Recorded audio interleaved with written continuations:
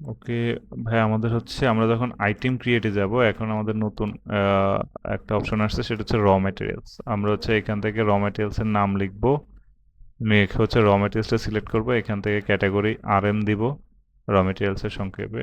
আর categories আমরা চাইলে এখান থেকে ক্রিয়েট করতে পারবো। সেলস প্রাইস তো জিরো।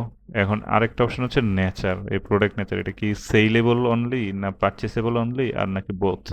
যেমন আমাদের যেগুলো এফজি, যেগুলো আমরা সেল করবো, এগুলো আমরা হচ্ছে শুধু সেলেবল দিয়ে দিব। আর যেমন আরএম, ওইটা তো শুধু আমরা পারচেস করবো, বিক্রি করবো না, সেক্ষেত্রে আমরা ওইটা পারচেসেবল অনলি দিয়ে দিব। আর যদি হয় যে একই প্রোডাক্ট পারচেসও করবো সেলও করবো, সেই ক্ষেত্রে আমরা বোথ দিয়ে দিব। এবং হচ্ছে এখান থেকে আমরা পারচেস প্রাইস এন্ট্রি করব। যেমন আমি হচ্ছে এখান থেকে এই যে একটা আইটেম দেখাই, যে এই আইটেমটা, এটার হচ্ছে এই যে কালার্স, এটা র মেটেরিয়ালস আরএম দিলাম, পারচেস অনলি দিলাম, এটার পারচেস প্রাইস দিলাম।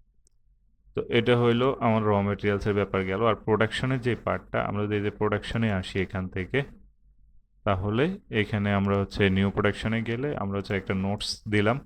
তারপরে এটার প্রডিউস হওয়ার পরে যে ওয়্যার হাউসে ঢুকবে, ওই ওয়্যার হাউসটা সিলেক্ট করে দিলাম। দেওয়ার পরে এখান থেকে আমরা কোন আইটেমটা হচ্ছে ইয়ে করতে চাচ্ছি, যেমন জেসমিন এয়ার ফ্রেশনার, এটা কোনো স্টক নাই এখন, আমরা ধরলাম হচ্ছে আমরা 20 কোয়ান্টিটি বানাচ্ছি। সেই ক্ষেত্রে আমরা ধরলাম এই র মেটেরিয়ালটা হচ্ছে 500 গ্রাম লাগে বা 100 গ্রাম, তাহলে পয়েন্ট, ধরুন কথা কথা হচ্ছে 1 কেজি, আচ্ছা ধরলাম 1 কেজি লাগে, দিলাম। দিয়ে হচ্ছে আমরা কনফার্ম করে দিলাম।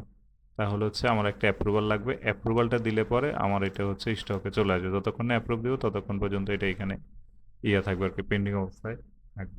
তাহলে আমার হচ্ছে ফিনিশ গুডস বিল্ড হয়ে গেল।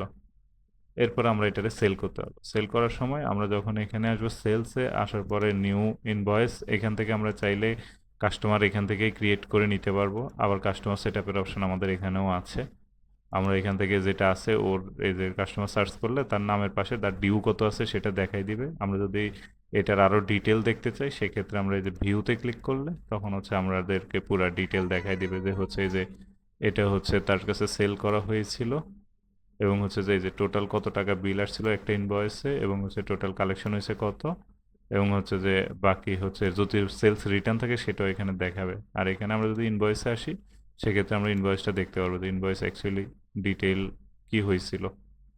এরকম এটা টোটাল 28,000 টাকা আসছিল, কিন্তু সে হচ্ছে 28,000 টাকার মধ্যে 1500 টাকা দিয়েছে, আর 15,000 টাকা দিয়েছে, আর 13,000 টাকা বাকি আছে।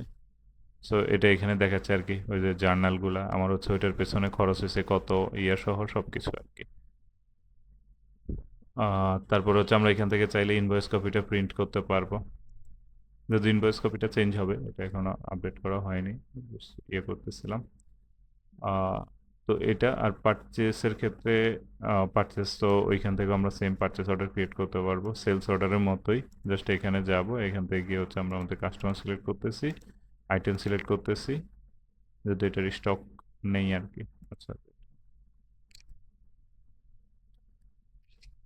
এটার স্টক, তো এখানে আমরা স্টক দিতে পারবো, দিয়ে হচ্ছে কোয়ান্টিটি এবং ডিসকাউন্ট যদি থাকে দিয়ে আমরা এটা কনফার্ম করে দিতে পারবো। যদিও এটা সেলস অর্ডার, এটা তার পরিবর্তন আসতেছে, আমি জাস্ট হচ্ছে স্টকটা দেখানোর জন্য এবং হচ্ছে যে এখান থেকে এই যে কালেকশনটা দেখানোর জন্য চেষ্টা করতেছি। এইখানে হচ্ছে আমরা যখন এই যে কালেক্টে ক্লিক করব, ডিউ ইনভয়েসগুলো এখানে দেখাবে, কালেক্টে ক্লিক করলে আমরা এখান থেকে পার্শিয়ালিও কালেক্ট করতে পারবো, পুরো অ্যামাউন্টও কালেক্ট করতে পারবো, এবং এটা ক্যাশে বা ব্যাংকে যেখানে নিতে চাই আমরা হচ্ছে নিতে পারবো। ক্যাশ ব্যাংকে ঢুকবে, যদি কোনো অ্যাটাচমেন্ট থাকে আমরা এখান থেকে দিতে পারবো আর কি।